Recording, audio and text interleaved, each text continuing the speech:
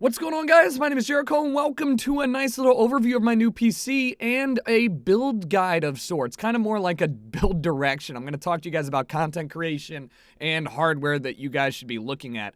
Quick overview, I've got AMD's new Ryzen 7 1800X chip on the inside, lovely water cooling as well. We've got 32 gigabytes of Corsair RAM, so that's plenty. We also have a 1080 Ti down below, as well as 480 gigabyte SSD and a 3 terabyte HDD. Just look at the cable management, by the way. All right, now that you've seen my internals and the beautiful build, I'm gonna get a little bit more technical. What I'm gonna start off with is I'm gonna break down all the features of my PC, the reasons that this helps me do my job, both in content creation and just in general gaming. And then I'm gonna try and pivot and help new content creators and people that are hopeful and hopefully gonna make some content, maybe look at the reasons why I've chosen this computer as an idea for what you guys should look to build towards. And I know this is going to be redundant for some of you people that are out there that know every single thing front to back about AMD's Ryzen 7 1800X. That's going to be a little redundant for you, but hopefully the overall build will give you some idea and insight into not just building the best gaming rig possible, but the best content creation rig possible. So let's get into it. I mean, first and foremost, I switched over to AMD because their new CPU is a multi-threading monster. If you don't know, a very basic layman's term for, or layman's way of explaining multi-threading is it lets your computer do a bunch of stuff at once instead of having to focus really hard on one thing and then push everything off till later, right? And so when I'm recording, doing video encoding, rendering, streaming, and gaming, doing all this stuff, that's incredibly important. Now, another thing that it does well is it has this thing called precision boost. That's what they're calling it, where it monitors your clock speed of your CPU and it will constantly change it to best help you get the most performance possible. So what that means is everybody's familiar with overclocking. It's where you take your CPU and whatever it's clocked at, you bump it over the recommended rating, right? So if it's at 3.2 gigahertz, you could bump it up to 3.5 or however far you want to go within the possibilities of it, and you get more performance than what the manufacturer intended, or at least what they said, like, this is the safest maximum. That is obviously awesome because you're now getting more bang for your buck. It's like when you take your car to a tune shop and you get, you know, a couple things like your ECU is tuned and changed up, and all of a sudden you got 40 more horsepower, even though you didn't really do anything to the physical machine. And this is huge in the age of early access gaming. We all know that the GPU is the one that pushes frames. It's what makes your game look good. It's what, you know, makes your stream honestly look good, especially if your GPU is being used to encode as well.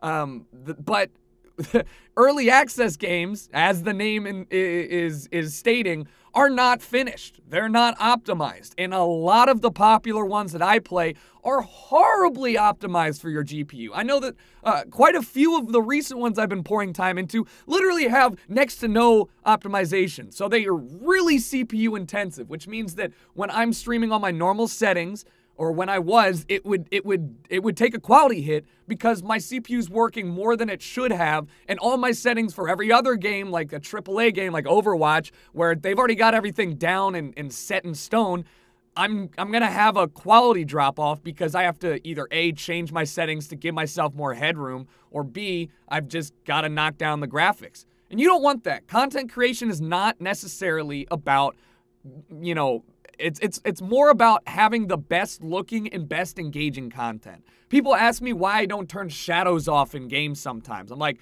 I want my game to look good. I want to feel like my quality is up there with the best, if not better.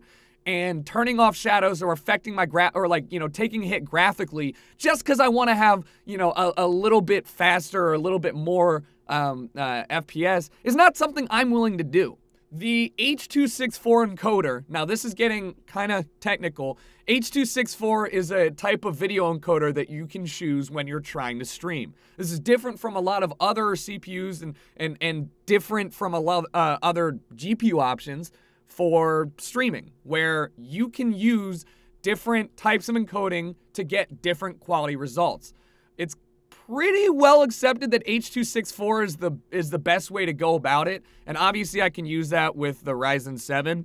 I believe, and somebody please quote or correct me on this if I'm wrong in the comments, H.265 is next, and it's coming out soon, but we've just kind of got accepted, or we just kind of accepted H.264, so we've got a little ways to go for that. But the quality change that I'm able to, the quality level that I'm able to bring with the H.264 is important to me because everything looks a little bit crisper and a little bit cleaner, especially when you're upscaling anything to a video. You obviously don't want blurry any lines. You don't want any lines blurry. You want it to be crisp and clean.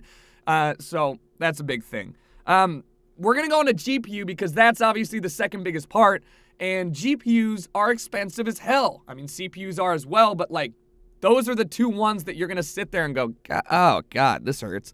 And I want you guys who are looking to build a machine to realize that the best way to go about starting is to have the best overall content creation machine instead of throwing all of your money into a GPU and then having like a dinky little CPU and like 8 gigs of RAM and just like, So with the $500 that you're gonna save by getting the Ryzen 7, you can just put that into your GPU, and instead of getting a 1060 or 1070, you can go to a 1080 or a 1080 Ti. If that's something that you want, if you want to push those frames, if you want to get, 144 plus because you've got this fancy new monitor, then go for it. But you've got to look to save in other areas and not take a performance hit. So CPU freeing up a lot of space monetary-wise there if you grab the 1800X.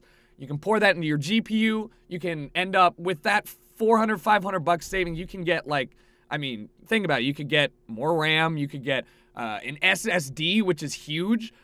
If you edit or play, not even. If you don't even want content creation and you have a computer you want to build and it doesn't have an SSD, at least for the operating system, go back to 2012. Seriously, they're not that expensive anymore. Just get like a 120 gig SSD and put your OS and like 3 games on there. You will love the 5-second boot time. No more waiting.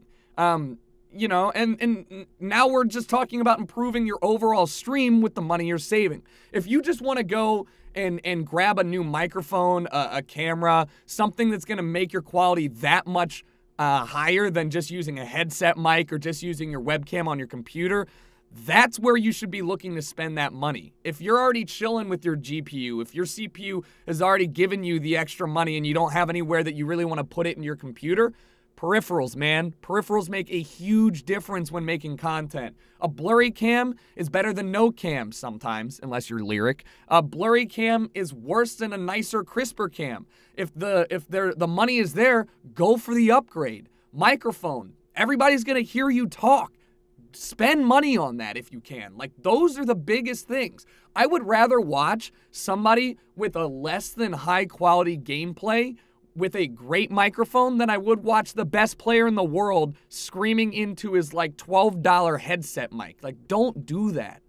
So we have all these reasons why I've gone towards AMD, why I've partnered up with Best Buy AMD and CyberPower for this, and most importantly, why I've decided to finally make a video about the overall benefits of building a rig like this versus going for the most insane gaming PC possible, but it can't really render much at all, And I think that I've done a reasonable job of kind of giving you a top-down. My honest-to-God recommendation for anybody getting started off that is looking to make content creation a primary goal of theirs, I'm not talking about somebody who's like, I got $350, what can you help me build? I'm talking about somebody that really wants to push into this.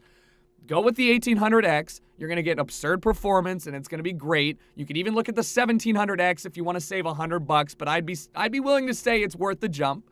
16 gigs of RAM. Go look at the 1070, 1080s, all right? Get yourself an SSD. 120 gigs is not that expensive anymore. Get yourself a 2 terabyte or larger HDD. You're recording these huge 1080p 60 FPS gameplay videos for hours at a time. You're gonna need that space. Don't skimp on space. There's nothing worse than running out of space in the middle of a recording, which corrupts the entire thing. It doesn't just end it, it's gone. So take it from me, you want that. Go look and make sure that you got a nice little motherboard out there with all the slots you need for an internal card if you want an internal capture card. Externals are available, and hopefully you guys will be able to come out here and play some games with me on stream. So anyways, sorry for the long vid. Hopefully it answers questions. Obviously, I'm always down for a comment on Twitter if you guys have more specific questions. I'll be reading the comments as well. Thank you guys again for watching. Best Buy, AMD, CyberPower. Love you guys. Glad to be working with you again, and I appreciate the support, guys. I will talk to you all later.